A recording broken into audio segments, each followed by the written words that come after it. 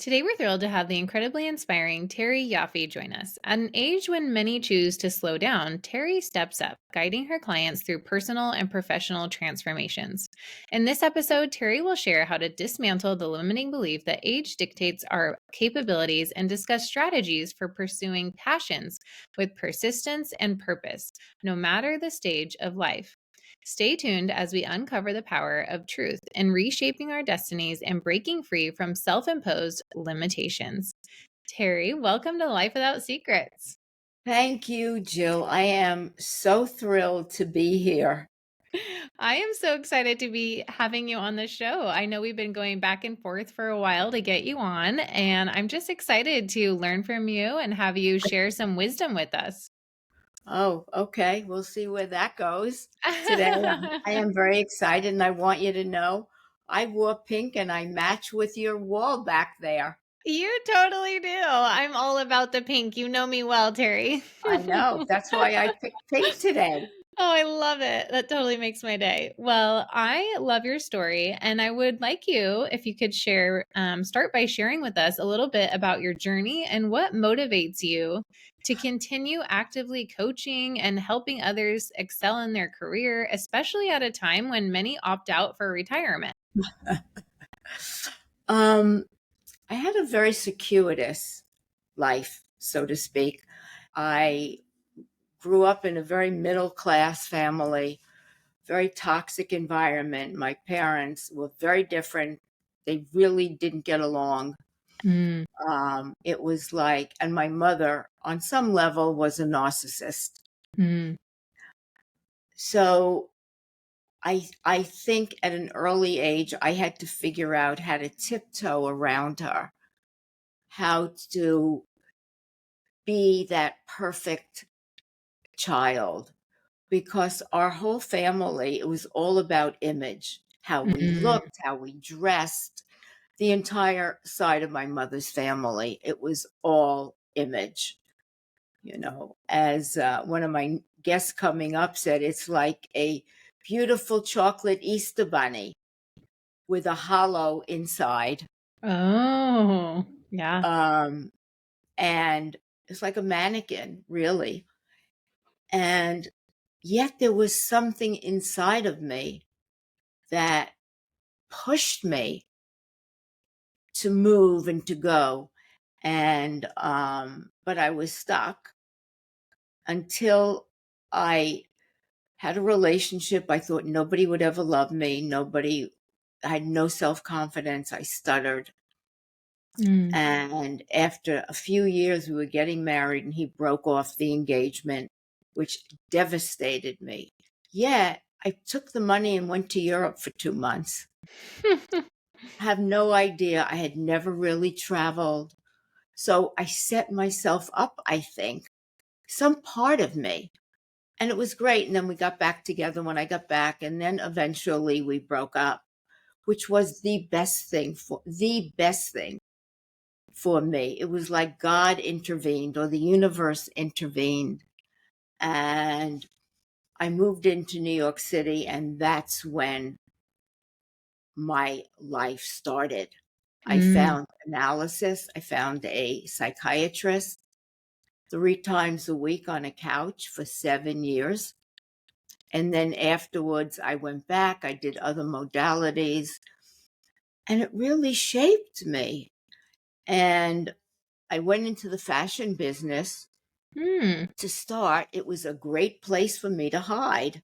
I Oh. looked beautiful, I had great clothes, but inside, I was so walled. And then I moved from fashion to my own business and then into sales. And that was, I think, a mindset that has carried me forward. I had never had sales experience. Somebody reached out to me and said, "Look, you know the fashion industry." I said, "But I have no sales experience. What am I going to do?" And at that point, that was a trajectory. I could have said no. My fears crept in. Oh no, I can't do this. I'm going to look stupid. I'm never going to rise to the occasion. Mhm.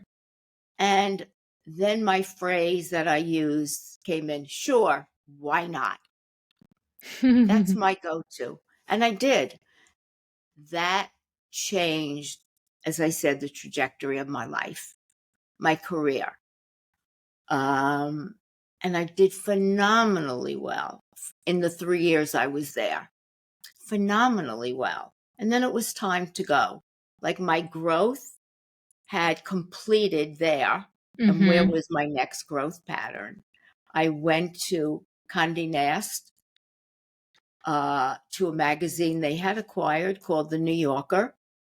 I spent many years there. And again, I was tested because the woman that was my boss tried to get me fired like minutes after I got there. I had no idea why. Mhm. And my husband kept saying, "Why don't you leave? Why are you staying?" I said, "Because I didn't do anything." And Mm. I stayed, and they put me on probation, which I had no idea. And the outcome was she got fired, and I stayed on, leaving the fashion area to go into travel, which I knew nothing about. I took travel in category to the number one category at the magazine. Oh, Again, wow. I did phenomenally well. I I think one thing I realized is I interacted with people well. People liked me, they trusted me, and they would call and say, "Look, I want to work with Terry." Mhm. I got an award from an industry questionnaire that went out. Who was one of your best salespeople? I got listed as one of them. I had a great career there. And then new management came in, and I didn't really care for them. So I moved to another magazine, Bon Appetit. I'm not a cook. I don't do anything with food. It was like water and oil almost. But I went. It wasn't the best experience for me. I got cancer in between Mhm. that, and I was fine.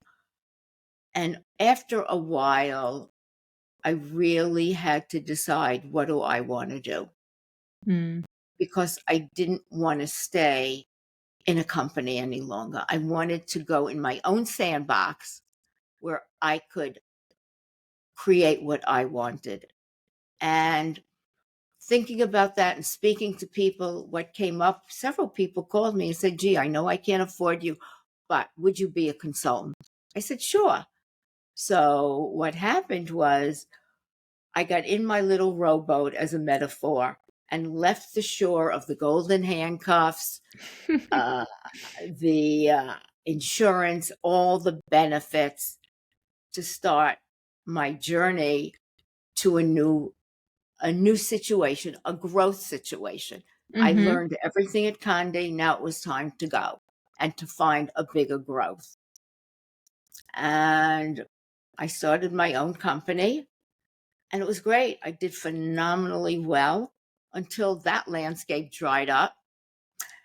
And then it was time to figure out what's next. I had no idea. And I spent a lot of time searching, doing NLP, doing all courses, and I stumbled upon coaching. Mm. And I was not 13 when I did. I was much older, much older. And I jumped in and I did the coaching course. So I got a certificate at the time. And then uh, I went on to get my certification, which Mhm. was a little hard. It was 6 months of grueling work where at the end you had to take an exam, a written and an oral, to pass. And I worked really hard at that. I remember for my oral, I sat in my bed with a blanket that somebody gave me on a Buddhist retreat I went on. That was another trajectory for me, learning all about that and what I came down from that mountain with. And I sat on the call like I was a Buddhist. I sent my little girl, which can disrupt us in our minds, away, Mhm. and I did the oral and I passed. that was so exciting for me. Again, here I was an older person. Mhm. And then it was, oh my God, how am I going to start a coaching practice? Who's going to know Mhm. me? Mhm. They know me for a sales. And slowly but surely it developed. Mhm. And I joined the New York chapter of the International Coach Federation, which is the ethics and standards board, if you will, for Mhm. coaches. And joined the New York chapter, went from secretary to president. So I became president and started growing my practice. And I was also part of another organization, a business organization at that time, which I had belonged to, Advertising Women of New York. They've changed their name since.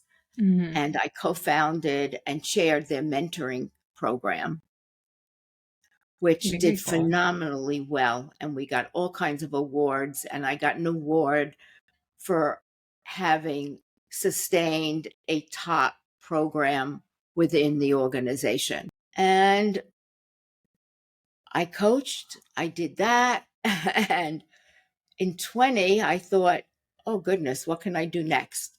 It's like all my friends were retiring, and here Mm. I am going full steam ahead. Right? And I decided to start a podcast. And I said from the very beginning, if it doesn't work, it's okay.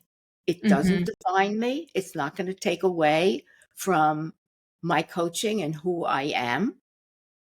And that's how I went about it. In little over 2 years, my podcast, which I love doing, is in the top 2% globally of all podcasts.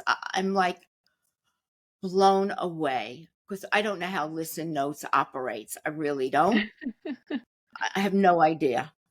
And I have that going, Yeah. and have a few other things in the hopper.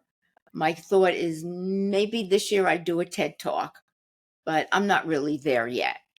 Well, So that's it's my life story, I so to so speak. this is what I love and admire about you, Terry, is like, a lot of people will let, whatever story they tell themselves hold them back, right? And you literally have done so many different things that you've had to totally step into like a new version of yourself. You've had to go on this learning curve at every step of the way, right? Like you went from like things that weren't even related to each other, right?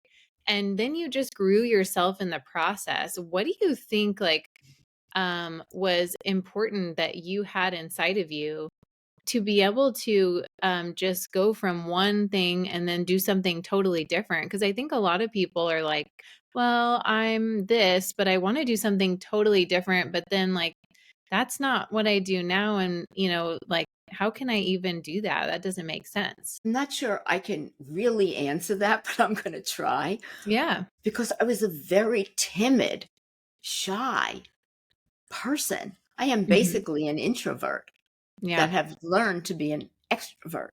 Mm. I think going through 7 years of analysis, the worst pain you could imagine by letting the veils down, what letting each veil down meant vulnerable, Hmm. scary. For 7 years, I'd come home weekends, shut the door, and put music on and cry. Mm. That was the amount of pain I experienced. And everyone I knew was getting married. So I'm not really part of the curve on anything. When I was young, most people were getting married in their 20s, late 20s, and I wasn't. And I think going through that experience created a wherewithal that if I could go through this, Mm. there isn't anything I can't do. Mm. If I I love that. dedicated that much time, and I dedicated it on a couch, re- regurgitating my life and trying to understand. My doctor hardly said anything. He Mm-hmm. didn't give me answers. He didn't say, gee, take a Valium. He didn't want me to do any of that. And I applaud him for that. It made me stronger. It helped me look inside my own mind. And nobody's mind is any different. We all have that same piece of computer. Yeah. It comes out differently, but it's that same computer. The first computer is the human mind because it Mm. stores everything. Yeah. And I think that was a turning point for me. Mm-hmm. And the belief that what could I do that would ever throw me off? And I think that I followed that. Yeah. The podcast, was I nervous? Sure, a little bit, but so what? What was the worst that could happen to me? Mm-hmm. I Didn't love work. that. Yeah. Me and 12 million people that start podcasts. Mm-hmm. Um, being a coach, what was the worst that could happen? Didn't work. Okay. Yeah, I love that. And I love the way that thought process. And I think, sometimes it's easier said, than done, right? But I think if we go in with that mindset is so important.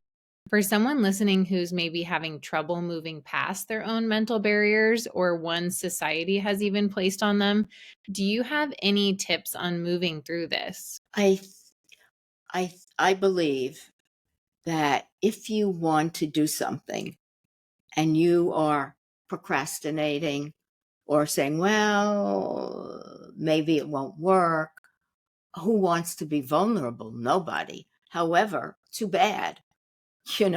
That's life. Mm-hmm. If you're going to stay in your comfort zone, having milk and cookies all your life, you will never get anywhere. And it's hiding. And I get that truly. Mm-hmm. You have to be willing to not listen to what's up there. All those voices. What are you, crazy? Look what'll happen to you. Better stay in the background. That will be the voice that one will listen to Mm-hmm. unless one takes charge and one says, okay, I want to blank, blank, blank. I know that there are a lot of things that could go wrong. And so what? Mm-hmm. But I can get started, little steps. What's your desired outcome? And I do this with clients. What's your desired outcome? What do you want overall? Mm-hmm. At the top of the chart, and then start at the bottom and work your way up step by step. I need to figure out what that fear is. Look at it, sit with it, because 100% of the time it's a fear. That's Mm-hmm. all it is. And it's a fear from the past. It is not today's fear. And be willing to have the power over that fear. It's like when I took my oral exam, that little girl in me could have tripped me up. I said, Mm-hmm. oh no, you're leaving. Goodbye. Go out to the park. I did not want to have that be the cause of my not passing. And I focused and I did it. So it's looking at the fear, and people say, what fear? What are you talking about? But there's always a fear if you dig deep and look at it. And then it would be, okay, I have a fear of failing, vulnerability, and have a conversation with that fear. Mm-hmm. It's not going to win if you don't want it to. I love that. And then it's looking at, what are the steps I can take? Maybe looking at and exploring, what do I want up here at the top of the chart? I want to, whatever it is, and figure out slowly.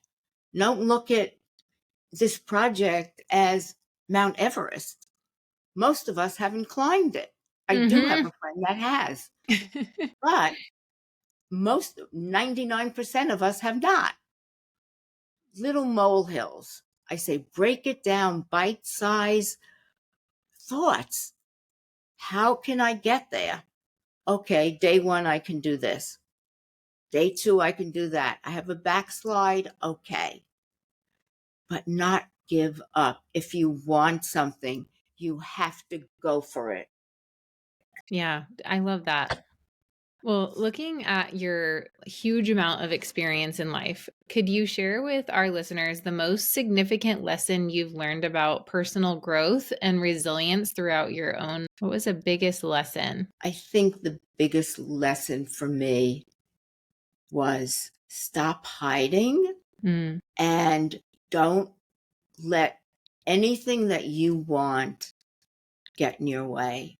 And again, I think it comes back to the amount of work and effort I put into my analysis. mhm, That was literally a game changer for me.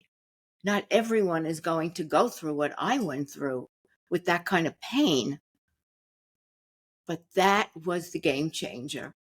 That this is, I knew I wanted to do this. I had to do it for my survival, and I did. So, knowing most people will not do what I did, I think it comes down to really wanting something, really wanting it, and being willing to go after it no matter what. You mhm, can start on a path, and if it's not the right one, who says you can't make a right turn or a left turn? mhm. You Yeah. know, I got a coaching degree and a certification. Okay, what was I going to do now? Those were not going to help me get clients. I had to figure it out. The podcast, I was scared to death. I had to fill a whole year, my first year. I did it easily. Mhm. And this year, I'm already full for the year. So cool. And And somebody Terry, said to me, I want to be mhm. on your podcast. I said, well, have to be next year because I'm booked. And she wrote me back and she says, wait, what? You have all your episodes filled? I said, yes, I do. Because I'm too OCD to to wing it. I'm not a Wink. winger, Yeah. so to Well, speak. you have an awesome podcast, and I was so honored to be a guest on it as well. You And were. I just really admire your energy and also like your dedication and your persistence to getting things done. Like you are probably like one of the most motivated and persistent people I know, and I know that's why you get it done. So what's your secret to maintaining such high levels of motivation and commitment even at an older age? Like, what's the secret? I don't think I can tell you that. I'm going You're to not try. allowed to tell me your secrets? No, And no, this it's is not life without even. secrets. It's not that. It's life without secrets. I believe in my heart that I have a purpose on this earth. I Mhm. do.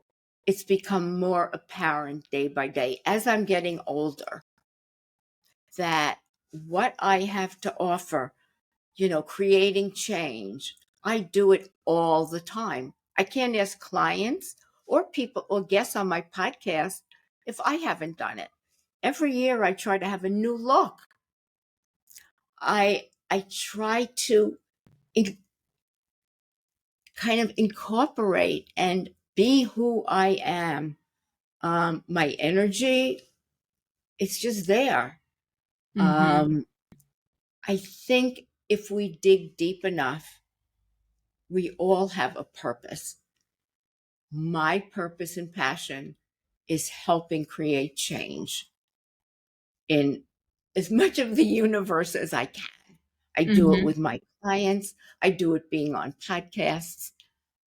I do it with my podcast, Extraordinary Work Conversations about Creating Change. Like you, I get to have incredible people that have created change. And it keeps me relevant in a time when all my friends are retired And they look at me cross-eyed that, okay, are you going to retire soon? I say, no. What are you going to do next? I said, I don't know. Somebody I know and met started a magazine, and I wrote an article for the magazine, and my name is on the cover. That's And we awesome. talked about how can we support each other. She said, how about you writing a monthly column? I said, sure. Just Why keep not? going after it. So It's what just did something. Go Mhm. ahead. Sorry. No, like, so what advice would you give someone who thinks, like, it's too late to chase a dream or shift their career path because of their age? Because I know you don't wanna give out your real age, but you're an older, wise woman who has lived a lot of life. Um, and so, like, do you have advice for someone who thinks, like, "Oh, it's too late," or, they wanna shift a career, but they're like, "Oh, I'm too old." I hear that a lot. Yes, that is true. And I'm be working with some people that feel that exact way. Mhm. And not everybody at mid age, like, or older, like me, and I'm definitely, I'll say, north of 70, I love you. who says, I've worked hard all my life. I want to retire. I want to play golf. I want to play pickleball. I want to go to the club. And that's all I want. And you know what? That's okay. Mhm, That's okay for mhm. people that want that. Not everyone is as crazy as me. But there are people that say, I finished a career. What's left for me? Like, age matters. I don't even think about my age. My role model is Iris Apfel. I don't know if you've heard of her. Mm-mm. She just died at 102. She was a Mhm. fashion icon. Oh, For years, you look so her cool. up. I will. She wore all this big jewelry. She was a spokesperson for rugs and fashion at 90 That's and awesome. older. She's my role model that she didn't look at her age. And I've stopped doing that. Yes, I know how old I am. Nobody ever believes me when I even tell them they like their mouth drops. And I say, you know what? Don't look at your age. You'll get stuck. Yeah. Don't be on that curve of, which I was at 20, 25, 28. One must get married. Mm, Back then, that was the norm. mm. So you used to live on the curve and then you learned And it not to. wasn't for me. And I kept telling my therapist, venting, look at everyone I know is getting married and I'm still here single. Mhm, My mother rolled her eyes and, she didn't say it, but I think she thought, I don't know what about me. mhm. Maybe I was gay. I think she believed that or whatever. So I never followed the norm or the curve. I didn't get married. Yeah. I got married much older and happily married for 40 years. Mhm. That's awesome. Um, so if you are locked in to believing married at 20, kids at 30, 35, grandchildren at 60, retiring, golf course, pickleball, then you're limiting yourself to Mm. what's possible for you. And if you are thinking about, well, I'm 65 or 70, I'm leaving this career, but I want to do something else. We can have a conversation Mhm, and you can start to widen your lens and not have it be so narrow and get out of that fixed mindset to a growth mindset and think about, ooh, what can I do next? Can I volunteer?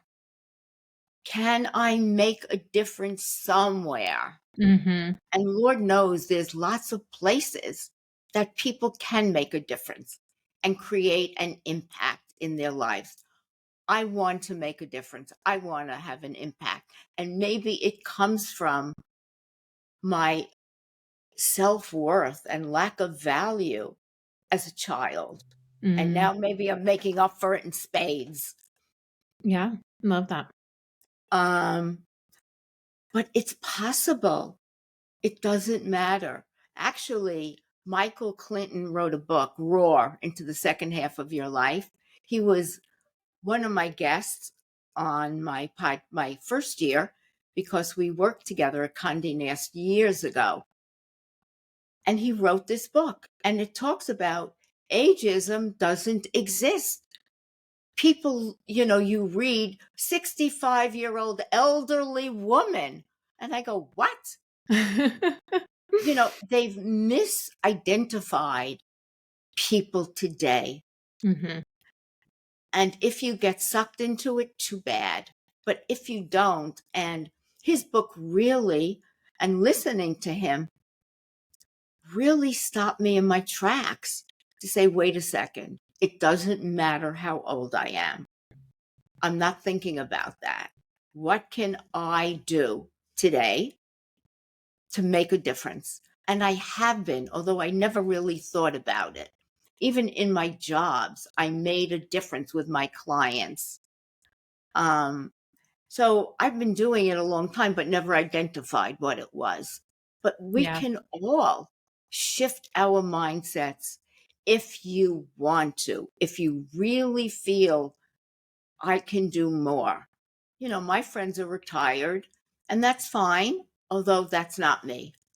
Yeah. And I would love, I tell my family, I'm going to live to 100. I'm going to be like Iris Apfel. So, I'm Terry, going do to you know go how old? down Mm-hmm. doing everything I can. Yep. And if, I hope I've answered your question. You did. Do you know how old my grandma is? Did I ever tell you? Yeah, I think so. How old? So, she'll be 106 in July. And she always says, you're only as old as you think you are. And it's so true, right? Like we are, however old you think you are, like some people I see, like in the hospital, for instance, I see Right. like 50-year-olds that are way worse off than my 105-year-old grandma, right? And then they choose to live like they're 105, like 50 is so old. Or they'll tell me like, oh, you're so young. I'm so old. I'm 50, and I'm like, that's young. I was like, my grandma's double your age, like it is. It's a number, and it's what you choose to do with it, right? I love that That is mindset. so true. Yeah, and we always joke with her because she's like really ready for the Lord to take her whenever he's Mm, ready. And we're always like, well, grandma, it looks like you're supposed to make a difference in somebody's life still today, so keep going after it. that's so There, true. there's more for you to do here if you're still here on this earth. Absolutely. And I think it keeps you young when you know you've got a purpose or a passion that Yeah. you want to follow. It feeds you. I mean, I Mhm. don't dress old. As a matter of fact, years ago, I bought these.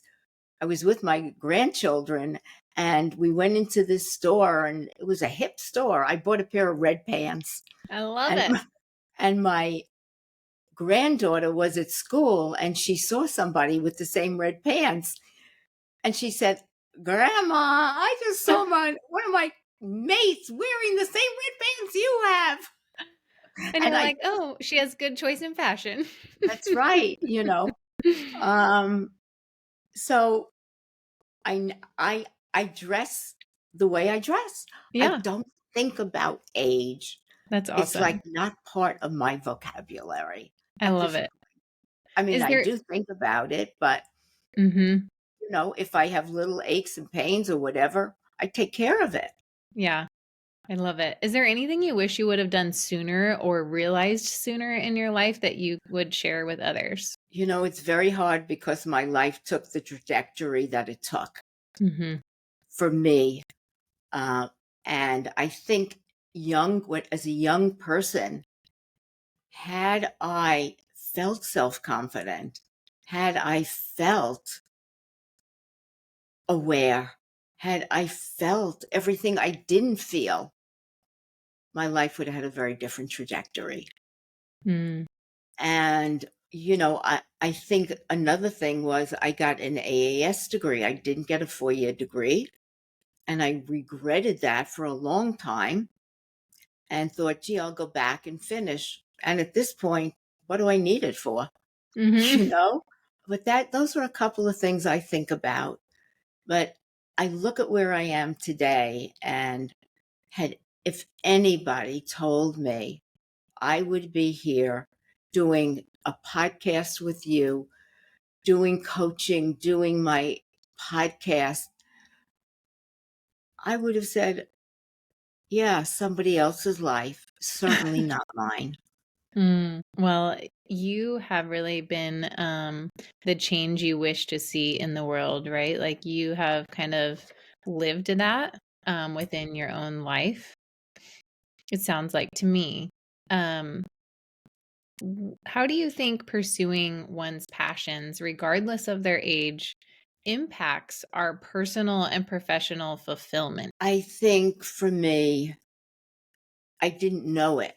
I consciously, Hmm. right? Unconsciously, it was about creating change. I had a friend in junior high school that wore hearing aids, and she didn't have many friends. I befriended her. Hmm. And maybe because of my own sensitivity and how I felt, but we became friends.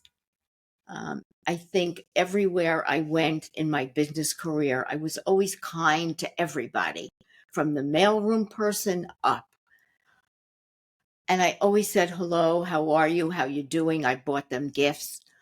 So I always had that within me, except I didn't really recognize it. It just was there. I think growing up with a narcissistic mother took a lot, and it totally deprives a child of being who they are, because as a child you have to be what they want. And once getting out from under her roof and into my own life, I was able, and through analysis I was able to start to shed the attachments and what somebody wanted me to be, the people pleaser, the goody two shoes, to becoming who I am today. And I think there has to be again, a burning desire for a passion. Hmm. And everyone has one. It's covered, by that blanket of fear Hmm. and what if and the limiting beliefs that people have about passions and what is it going to do and everything they tell their inner critic, so to speak. Hmm. And do you think that has really contributed to the amount of fulfillment you've felt on your own life? I definitely believe that even with family love around me, having a passion fills your soul, fills your life, and everything around you. You're here, that you are creating something. You know, uh, I work with clients on looking at their core values, right? We all have labels. I'm a wife, I'm a mother, I make $1 million, I'm a CEO. All that can be taken away in an instant, Hmm. an instant. And then what are you left with? Unless you've got your own foundation, your own core values of what cannot be taken away because they're inside of you. And what's important to you? What do you want to hold on to? What are you aligned with in your life? And I just realized this, every platform we go on, right? Whatever that platform is, if it comes up and meets you, do you say yes to it or do you say no to it? And every platform I've said yes to is a growth platform, and it moves you to the next growth in your life. If you don't move, you don't grow. Mm, And the more you keep saying yes to things because they're moving you along, the more you start to grow and develop. And when that platform is done, it's the next one that comes along to increase your growth. That's my metaphor. I love that. It's so good. Is there a key message you'd like to leave our listeners with to motivate them to chase their dreams with energy and belief in their limitless potential? Oh, if you're out there and listening and you have a desire and a dream, I can just say, go for it. Yes, the voices will be there. Yes, the naysayers will be there. What are you, crazy? What are you doing? You're old, retire, go to a community, sit on a rocking chair, play golf. That's it. But that's their mindset. It's not yours. Don't buy in to other people's mindsets. Buy into yours and what you want. We are never, ever too old to make a difference. And even if you make a difference in one person's life, you've made a difference. And isn't that fabulous? So Mm, please do not give up on your dreams and your desires. They are there. Go for it. And whatever it turns out, there's another path to go down. love that. Don't give up and have your life end with if only. If Mm, only I had blank, blank, blank. And that dash between when you're born and when you die, make that important, make that impactful. mm-hmm. 'Cause what else are we here for? Mm. Well, this has been such a treat to have you on and share such wisdom with us today. How can people connect with you from here, Terry? Certainly through my website, which is trycoaching.com, or an email, terry@trycoaching.com. And my podcast, certainly you can listen to uh, conversations, extraordinary work, conversations about creating change. If any of what I said hit a nerve with you and you just want to have a conversation, please reach out. Yeah. Well, thank you for coming on Life Without Secrets. Oh my God. Thank you, Jill. I cannot tell you how honored and grateful I am for this conversation. Me too. Well, to our listeners, remember it's never too late to start something new or pursue your passions. Until next time, keep breaking down those barriers and exploring the depths of your potential. Don't forget to join us next week for another deep dive on Life Without Secrets.